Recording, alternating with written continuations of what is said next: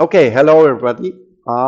Some technical problems today, but in the end, we made it. One question: has somebody of you tried? Oh, the camera should see me and not only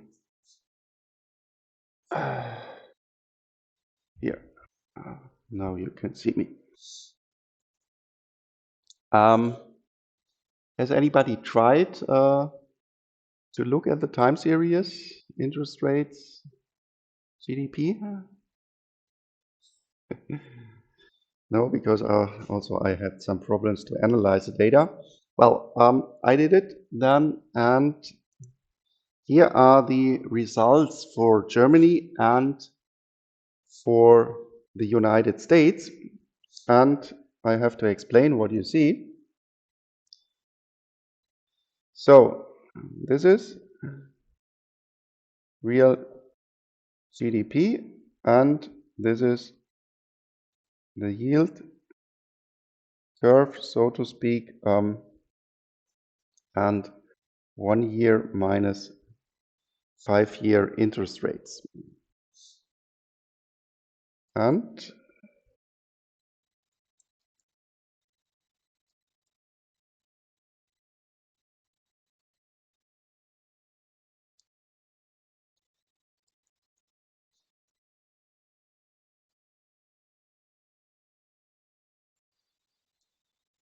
And well, here you see it. We start, oops, in 1972. In the upper diagram, you don't see it, but we also start here in 1972. So the time period of these two time series are the same from 1972 for Germany up to 22 in the end. And what you see here is in the yield curve, we had already talked about this last week. There, I just calculated 1-year interest rates minus 5-year interest rates. Oh no, the other way around. So 5-year minus 1 year. So if there we have a negative sign, this means that 1-year interest rates are larger than 5-year interest rates, and I plotted only these days or these months where we have this negative sign, so where we have the inverse. All other periods I set to 0. So what we see here is only the periods where we had an inverse yield curve, where short-term interest rates were higher than long-term interest rates. And for this, from the expectation theory, we explained that we get from this a hint that maybe we are in a downturn or in a crisis in our economy, or a crisis is coming in our economy.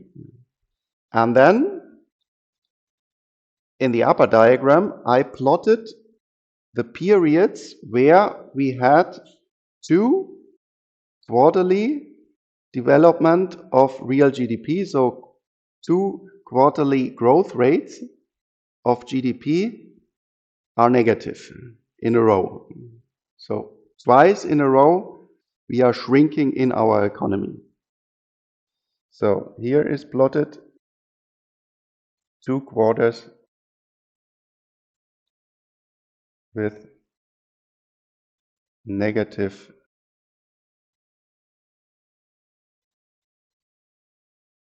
growth rates. So we are shrinking in our economy for at least half a year. And this is, so to speak, a technical definition of a crisis. Because only shrinking 1 quarter, this happens quite often. So on average, you can say every 4th, every 5th quarter is negative in the growth rate. And the reasons for this can be that maybe some large investment is shifted from the end of a month to the beginning of the next month, and therefore this investment then is only accounts only in the following quarter, and it is missing in the former quarter, and therefore if you look only at one negative quarter, this happens quite often. This can also happen in a boom or in a phase of expansion. But if you really are shrinking for half a year, then you can really identify this, that there is something wrong in your economy. And this is, so to speak, the technical definition of a crisis. And what we see here is that, and one colleague asked this, that more or less, these are the two oil crises.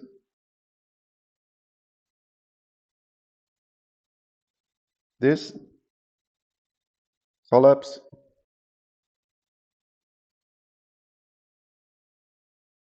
of the Soviet Union. This is .com. This is financial crisis. And this is Corona. We already had talked about it when we looked at the development of the business cycle for Germany, if you remember this. So what we really have here is a more or less 100% coincidence of inverse yield curve and a deep crisis in our country. Well, we see here something else. We see here also a longer period with two negative quarters in a row. And for this, you can also identify in the beginning of the new millennium. There we had really a long period of a long bad period for the German economy. This was the time where we talked about Germany as the ill man of Europe. So from 2000 to 2004 or 2005. This was also the time when then our government of SPD and the Green Party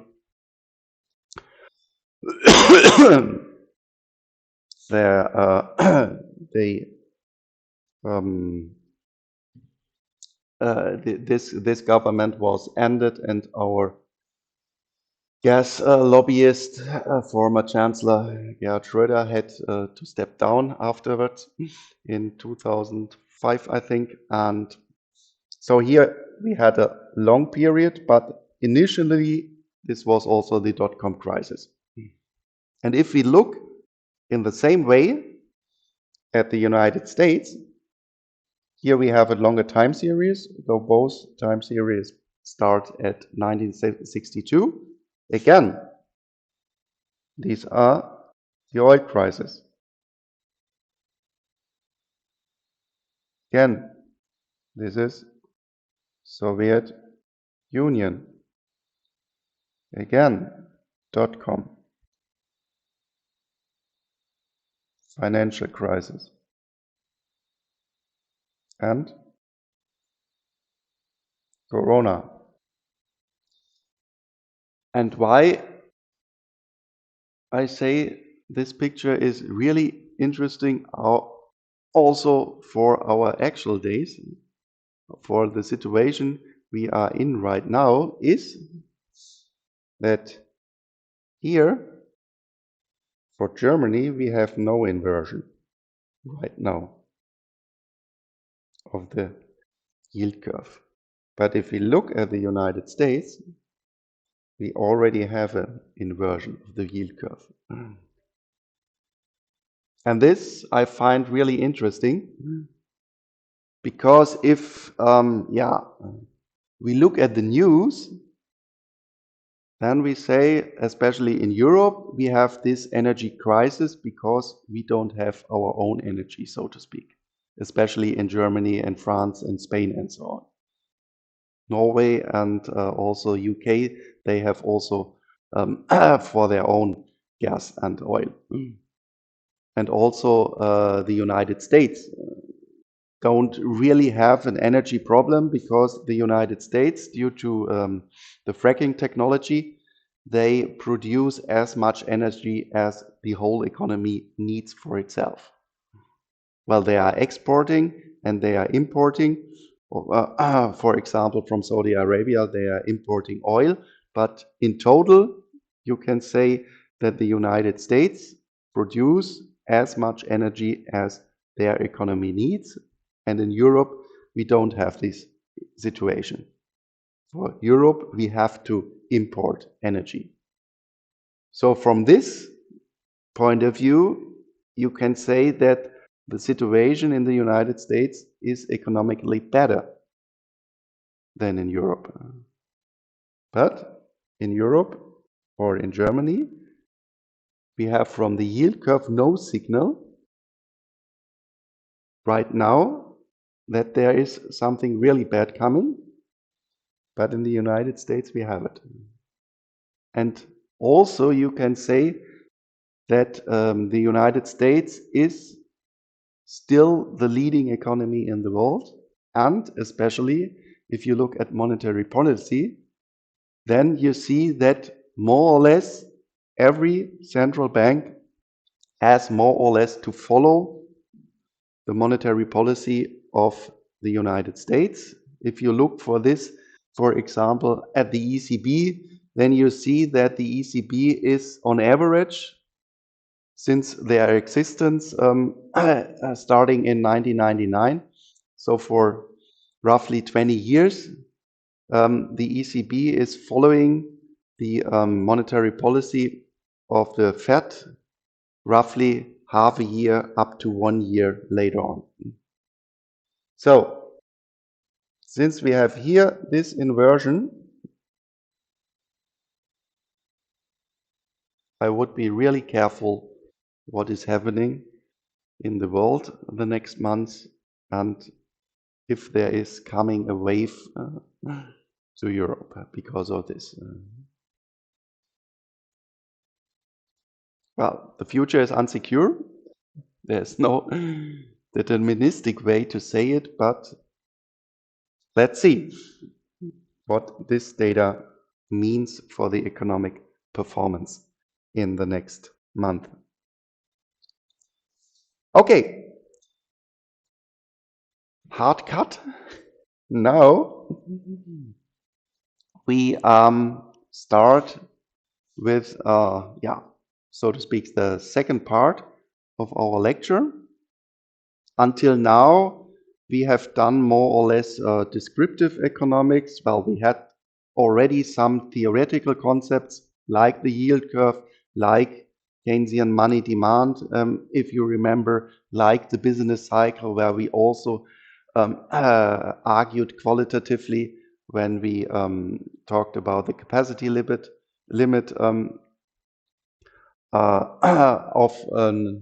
of an economy. But what we want to do now is that we, doing really hard theory. It won't be that hard, but now we will just develop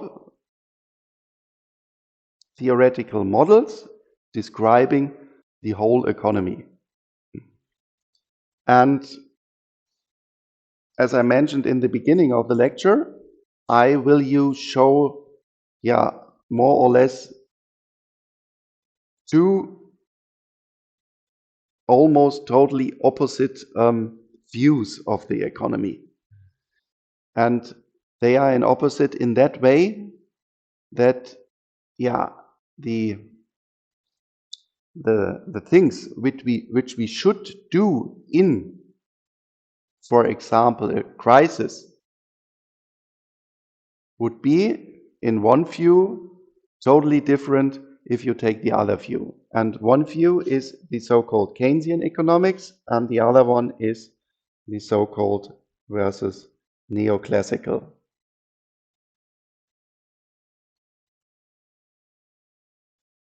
economics.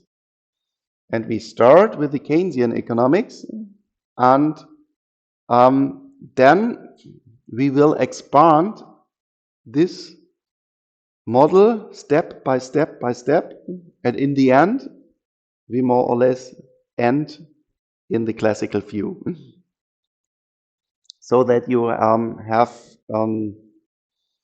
a large overview of the argumentation in theoretical models in economics. So, where does come the name Keynesian economics from? Well, this is due to, I just open the chat. This is just due to John Maynard Keynes.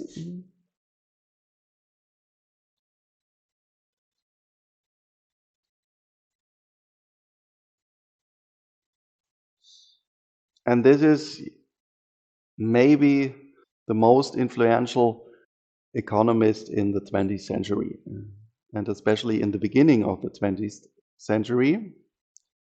And if we look at the world economic crisis in the end of the 20s, beginning the 30s of the last century, there we had worldwide this very large downturn in the economy, starting in the United States, and then, unfortunately, came to Europe, and for Germany, more or less, we have to say that this was also the initial point of the rise of the Nazi Party in Germany, because then I think we had 6 million unemployed people in Germany, and from this, all the bad things ending in World War II, the total catastrophe for the whole world started. And one thing which really pushed this crisis was that the governments act more or less in a theory, what do we have to do within a crisis due to a classical theory. And this in these times meant that they put in the crisis even an additional brake in the economy. So the economy became better and better and better during this time. And John Maynard Keynes, he argued against it. He just said, well, let's do it the other way around. So what happened? Inflation started to rise. And what do we do if inflation rises? We know that inflation, high inflation rates are really bad for the economy because prices don't have the signal of scarcity anymore. Yeah. Yes, definitely. And this we did in the end of the 20th, beginning of the 30s. But what does it mean?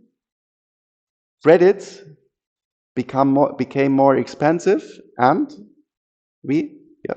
Therefore, like we didn't push the economy, but like yes, slowed the economy going down.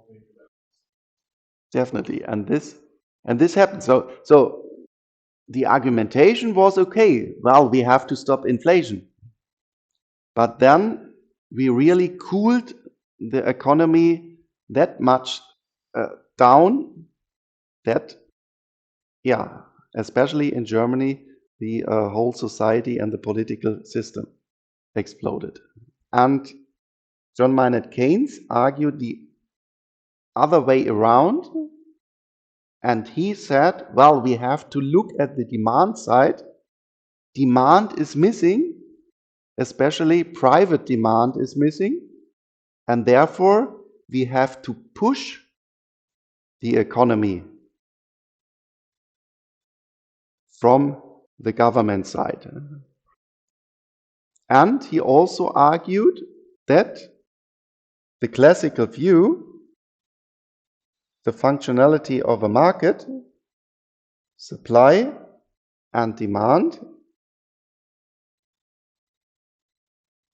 that this mechanism if we have, for example, a situation with a higher demand, with a higher supply than demand, or the other way around, that just in this situation we have price adjustments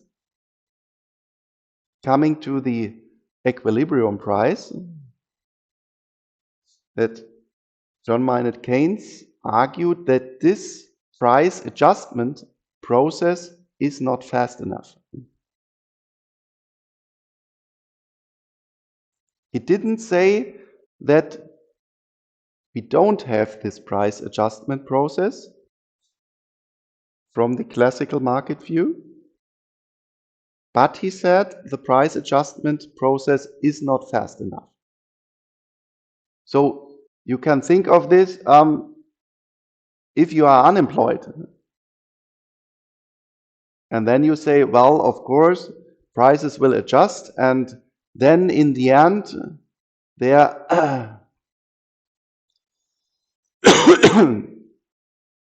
will the economy coming back. But if you are 2 years or 3 years unemployed, then it doesn't matter for you that in the end you will end in the equilibrium again.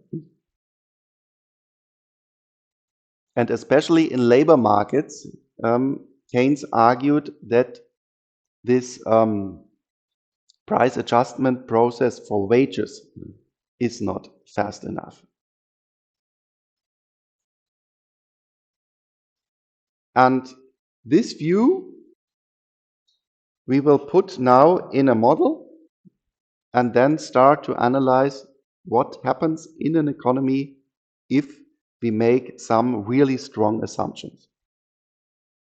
So the first one is that we think that we are in a situation where production capacities are not fully utilized. What does it mean?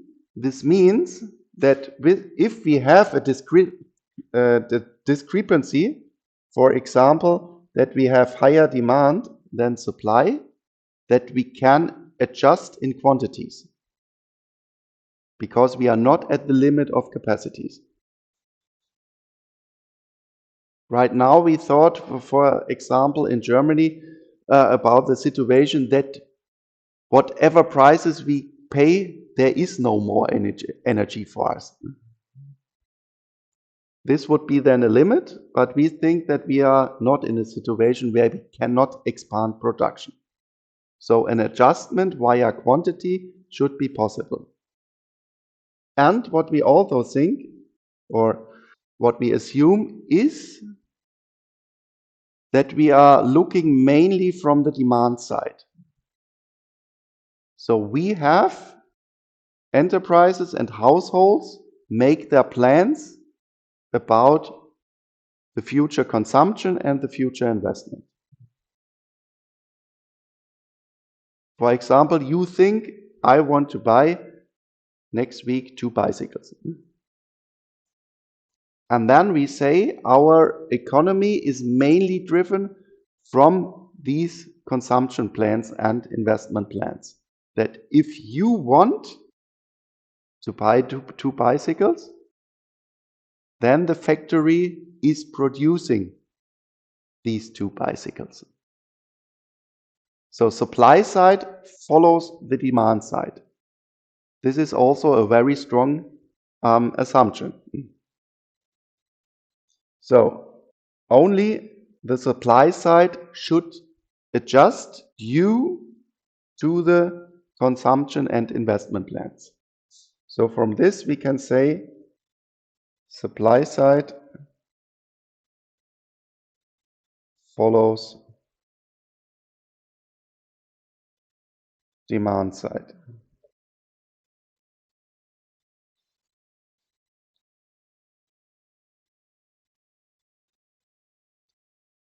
We look at the economy from a demand side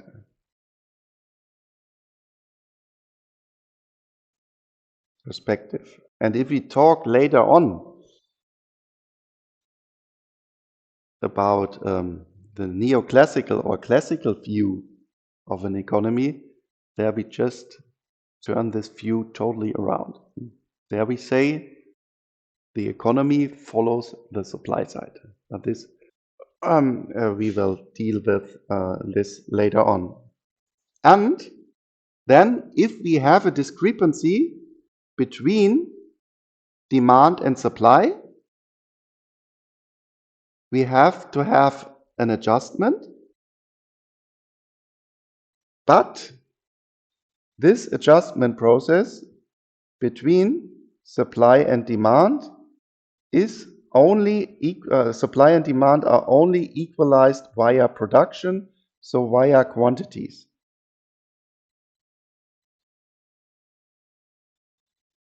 And no price adjustment process occurs. This is, of course, a very, very strong assumption.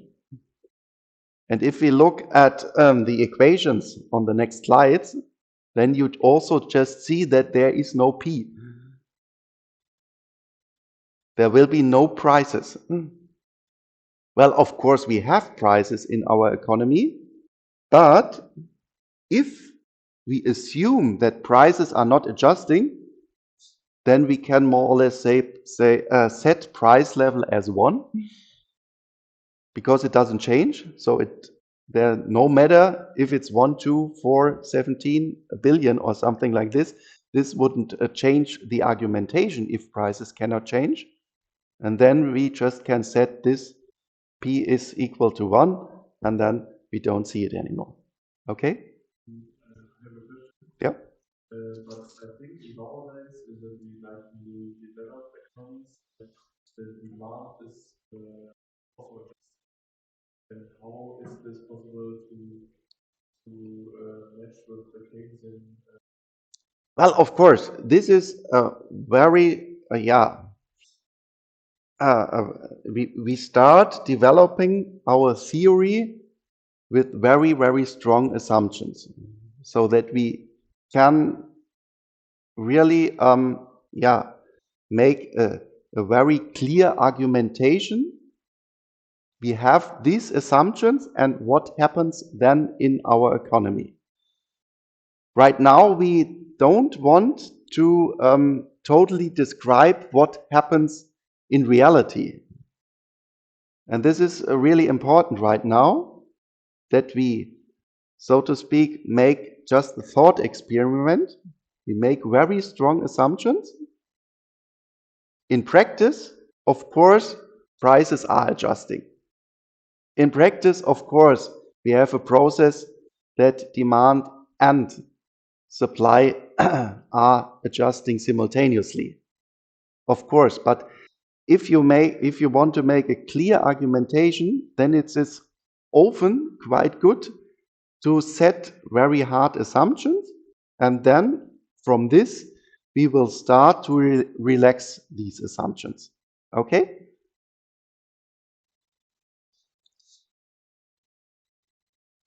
So, and in the end, then we can say that aggregate demand more or less defines our equilibrium in our economy.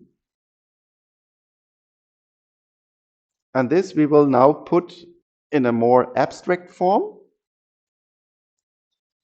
And this is then called the so-called Keynesian cross. This Keynesian cross was then developed from the other, maybe second most influential economist in the 20th century, Paul Samuelson. And why it's called Keynesian cross, you will see in a minute when we draw a diagram. So, our assumption is that we have a demand-driven economy. What does this mean? We just look what is demand in our economy.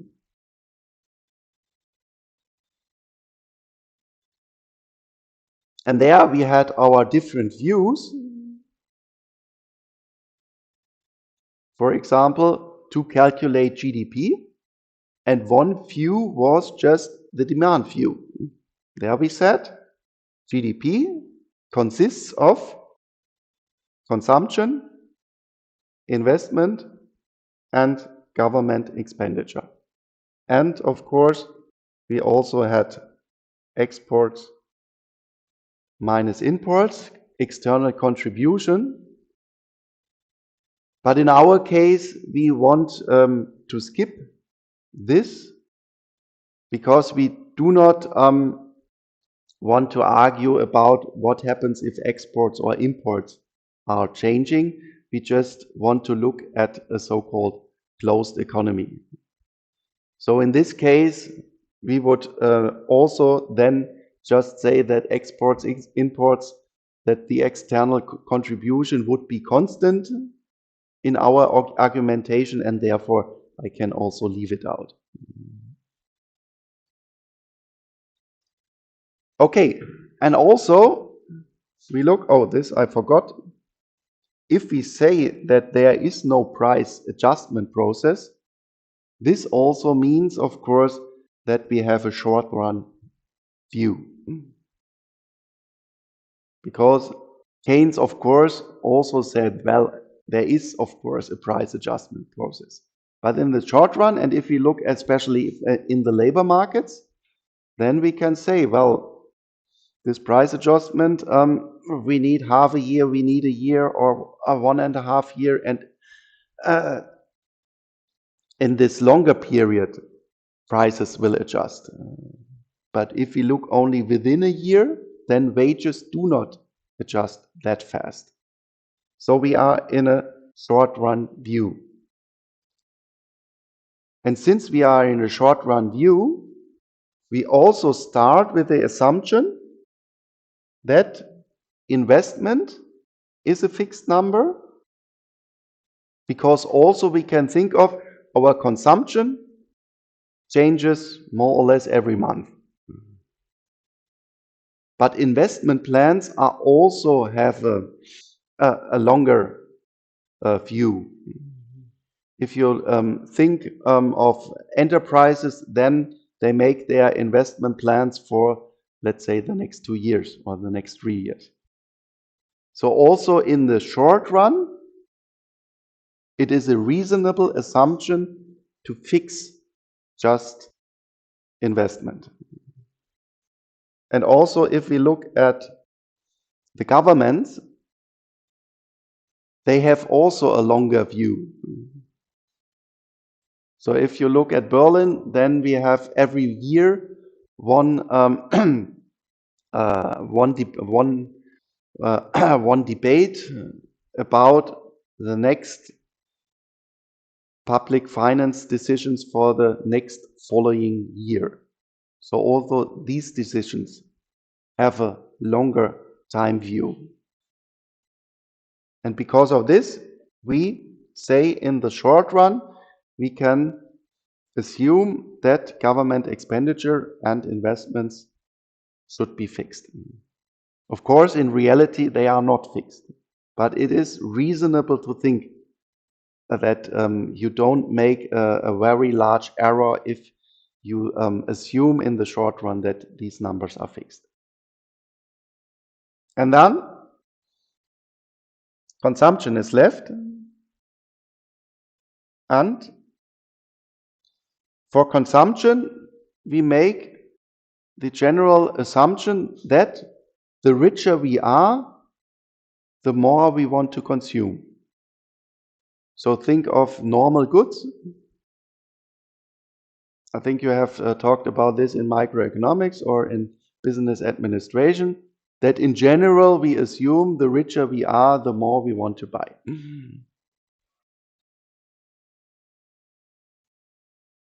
And for this, we can also look at GDP from the income approach and then say, well, consumption should be positively dependent on income. And what is the easiest way to formalize a positive dependence?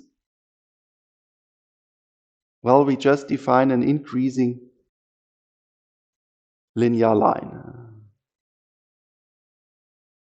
And for this, we assume that consumption is just C0, the so-called autonomous consumption, plus the marginal propensity to consume times the income. And this one should be within 0 and 1. So what does this mean? This just means if it's, for example, 0.9, then this means if I have additionally 100 euros, I will directly consume for additional 90 euros. Okay? So just a linear increasing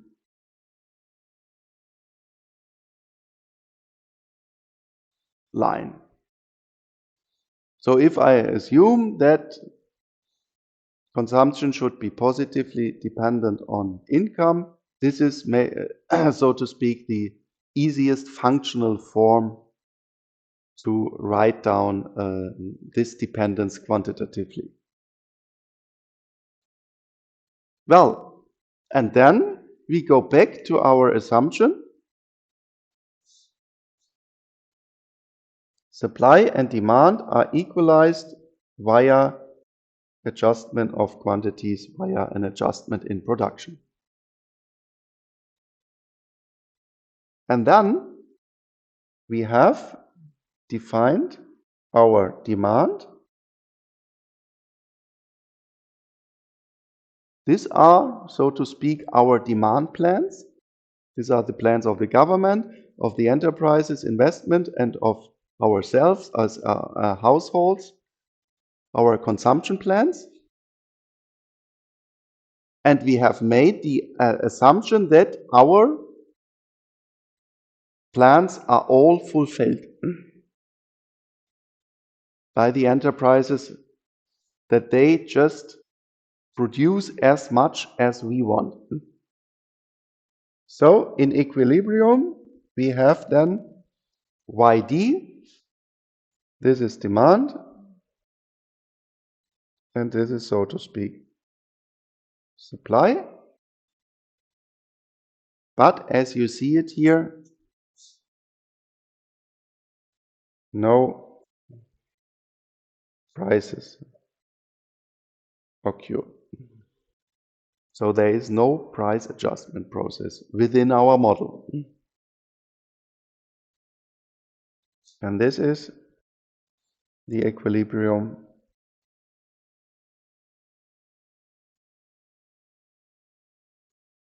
condition.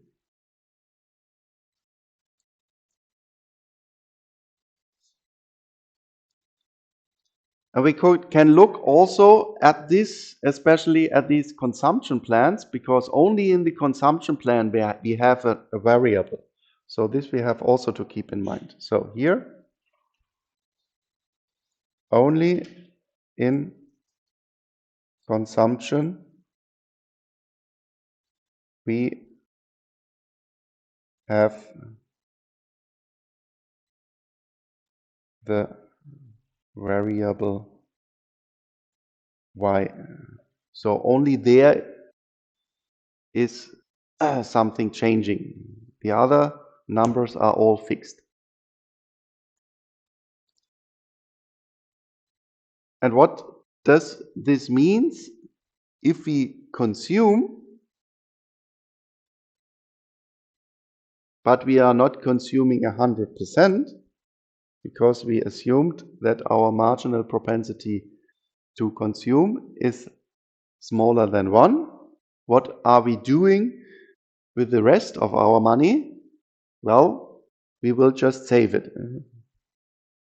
And if you look at the data for countries, then you don't find the consumption rate. You mainly find savings rates. And for Germany, and I took just the numbers before Corona, because due to Corona, everything was mixed, so to speak. There we had a savings rate in Germany of roughly 11%. So what does this mean? If we have this number the other way around, then we can say savings rate and consumption rate together have to match to 100%. Think also about the circular flow and the household sector. There we also saw just the decision between consumption and savings. So they have to add up to 100%. So if we have here almost 11% savings rates, then this translates into 89% consumption rate. And again, what does this mean? If we have, for example, 1,000 additional euros from this, 891. So if we have 1,000 additional euros, then 891 euros will directly spent. And if we look also at this very simple mathematical functional form, then we also know that this variable cy is just the first derivative of our consumption function. And this corresponds somehow to a function which you know from other lectures. Let's compare this. C of y equals C0 plus Cy times y. And another function you already know, I think you all wrote this one as Cx equals C bar plus C small c maybe times x. Somehow this you have written this function. Which function could I mean with this one?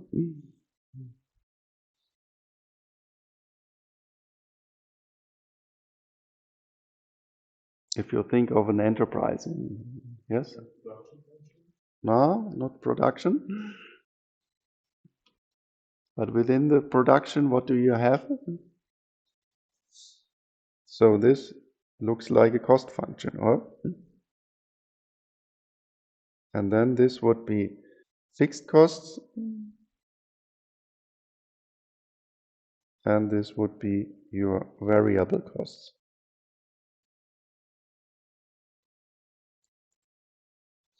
You talked about these function or cost function. Okay. So mathematically, it's identical to our consumption function. So we have this one-to-one correspondence here.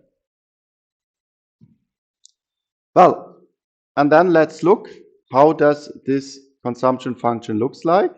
Well, it's just an increasing line. Oh, again, 0.91. So starting with the autonomous consumption, 100 on the vertical axis, and then due to the slope,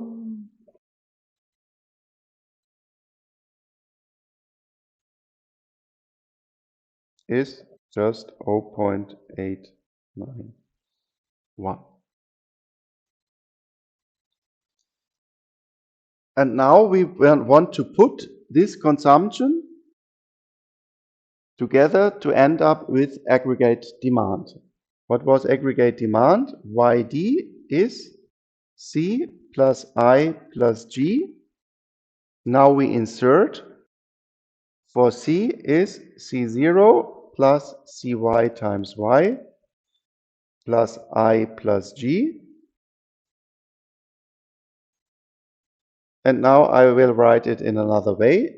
C0 plus I plus G plus Cy times Y. Why did I do this? Well, this is our fixed number. So this will be our vertical part of YD. So we can put this here. C0 plus I plus G. And then again, we have the same slope as in the consumption function. We have just a linear line with a slope less than 1 increasing to the right side.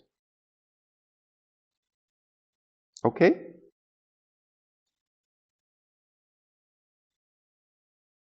Later on, we will also calculate with definite numbers in an example. But this is then YD, our aggregate demand. Because here we write down on the vertical axis YD and on the horizontal axis income Y. And now we have our equilibrium condition.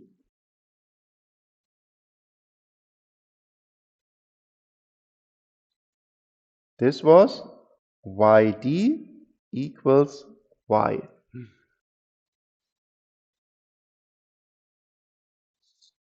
And how can I draw this equilibrium condition in my diagram? Just think about this 1 minute.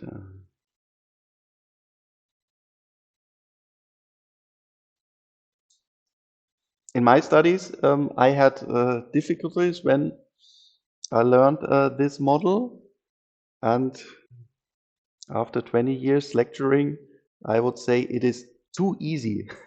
And this is the reason why you have problems to draw this condition within your diagram.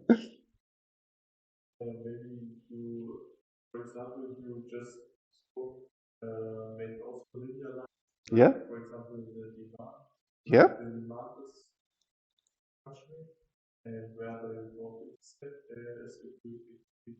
Yeah, but where should I draw? How should I draw this in my diagram? Where is it starting? Which slope and so on?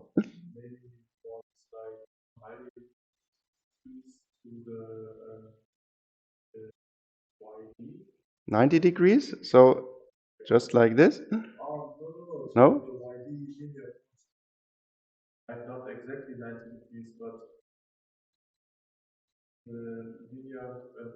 Oh, so you mean something like this? So think about it. Or maybe I help you.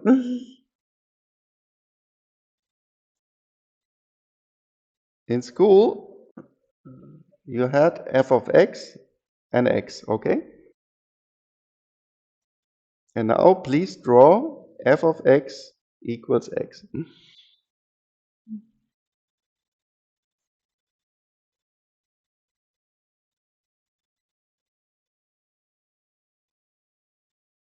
F of x equals x is 0 plus 1 times x.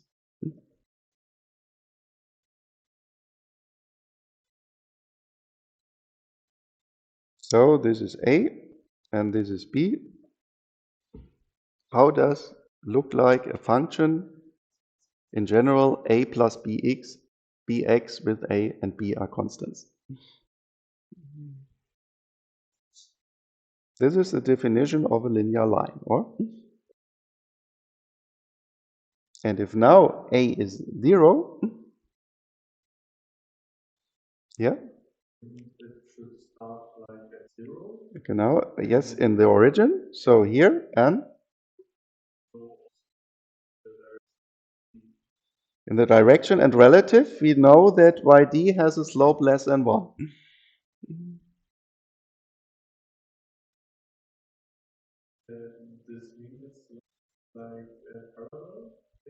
Parallel, the slope here is 1. And the slope of this line is lower than 1. It's steeper, of course. And it's just 1 to 1. We have here a line where always this amount is as large as this amount. This is 45 degrees, of course.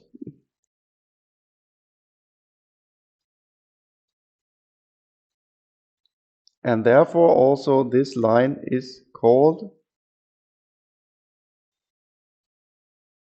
the 45-degree line. And what does this line mean? These are all possible equilibria, because on this line, for every point we have the condition that demand equals income. Every point on this line could be an equilibrium. So all locus of all possible equilibria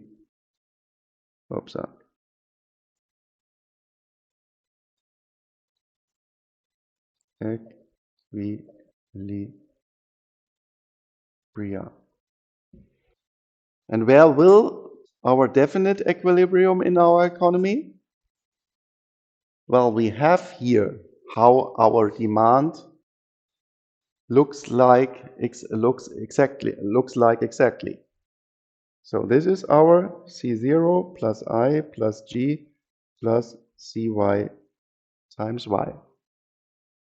And then this means that the intersection of all possible equilibria with our definite demand function has to be the equilibrium in our economy where production equals consumption, investment, and government expenditure plans.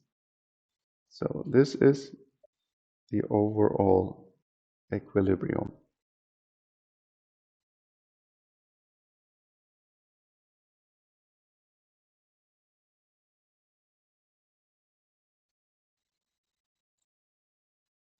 Well, and on the next slide,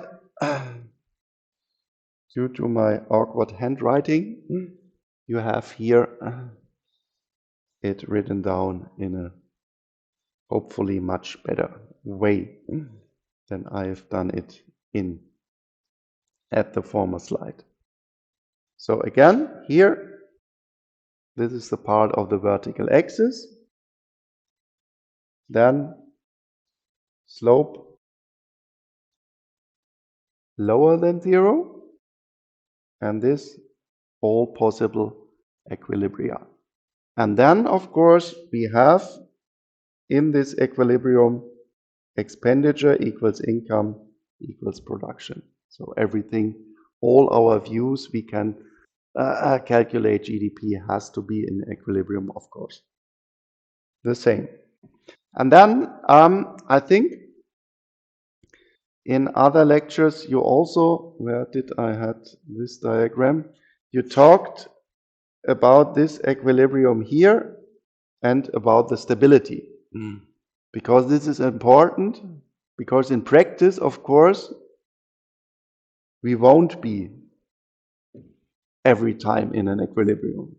And then we have to talk, if we are not in an equilibrium, are there forces which pushes which pushes our economy to the equilibrium?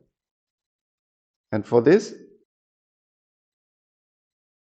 we also start here with a situation where we say, of course, in this situation, production should be larger than our demand plans. This is our expenditure. This is our I want to buy 2 bicycles. And now we can assume that our factory has already produced 4 bicycles. What will happen? Well, they cannot sell these 2 bicycles because only my consumption plans will be fulfilled. This was our assumption. So inventory in this firm will increase. They see, well, these two bicycles I have to put aside. And what does increasing inventories for the firm means? Costs. So they will slow down their production. And for this, we more or less can think, seeing this demand here, they will reduce their production due to this demand. But again, because this production again means due to income, new consumption plans, but again, the consumption plan are still too high. So again, I'm reducing and so on. So as in the classical market view, I also have a force pushing the economy from the overproduction to the equilibrium. And the other way around, if we look at this, here production is too low compared to our demand plans. There we can think, well, they produced only one bicycle, I want two bicycles. So they will start to produce additional bicycles. Or if they have still inventories, they will decrease their inventories. So again, this is a consumption plan. So well, then I produce that much, then I move again to the 45-degree line, because this number corresponds to this production. But again, I see it's too less what I produced due to this income. And again, I have an adaptation process which pushes me in this direction. So from this, I can say equilibrium is stable. There are economic forces which pushes the economy to equilibrium.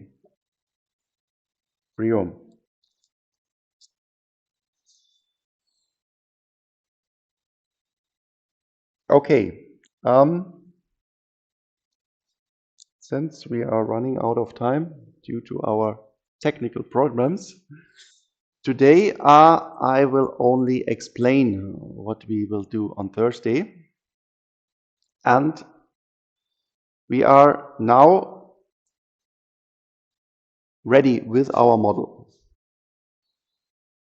We said this is the equilibrium, and from this we have the adaptation process that we are moving to the equilibrium.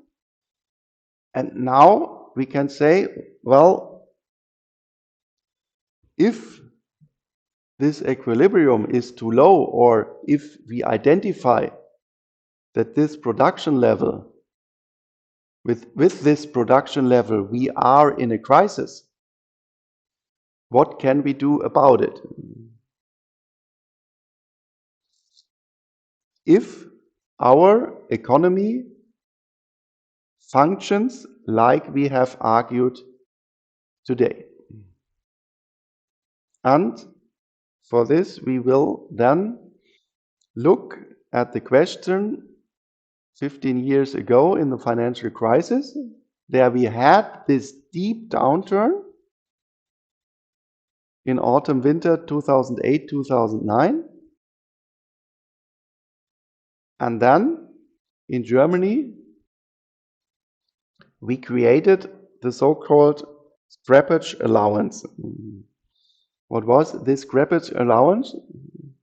We had old cars, but all these old cars in Germany, they still functioned. And then we just said, well, you have a 9-year-old car, 9-year-old cars. You can just throw these cars away, although they are still driving. And if you throw these cars away, you get 2,500 euros from the government if you buy a new car. And all this together added up to 5 billion euros. We just said, well, throw your old car away and then you get for a new car 2,500 euros. And altogether, the government expenditure for this reason increased by 5 billion euros. And what we will analyze on Thursday is what happens in our economy if we are here. And now we are changing the framework that we are increasing this government expenditure by 5 billion euros. What happens in this diagram and what happens then in our economy. Okay, about this we will talk next